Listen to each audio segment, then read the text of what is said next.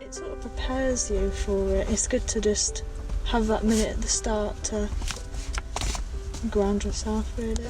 And I remember one time I think we were at the train bridge, and it hadn't been a good lesson, and we stopped there, and then we did it during the middle of the lesson. I think that's when we first did it, and then I remember the rest of that lesson was fine.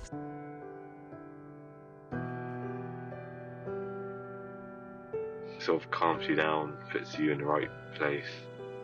I think it just drops you into a right state of mind. I think it's helpful to sort of resonate a positive attitude, because when there's a nice sort of atmosphere, it's good to stay focused and concentrated. The chances are that you are capable of doing it.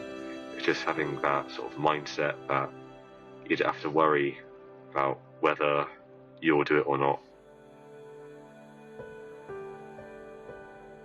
I suppose when it comes to like pressure, like if there's someone behind you or something like that, then you know that it's usually their stuff, not yours.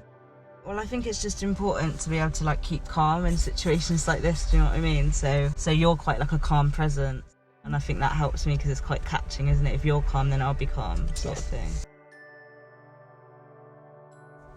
Helps me have like a clear mind ready for the lesson, so I'm not like, my brain's not fuzzy from the day. When we were talking about bringing awareness to other things, I've been taking moments like where we do at the beginning of the lesson, just during the day. So it makes you feel like if someone is to go mad or flip out at you, then it's probably a reflection of their own feelings in their day and not you're just the trigger. Now I don't really fuss too much about what they're thinking. Definitely, you've helped me a lot realising that. It doesn't seem as rushed. Like with my last driving instructors, I found everything so rushed and I couldn't really focus. There was so much going on at once. This feels so steady and calm.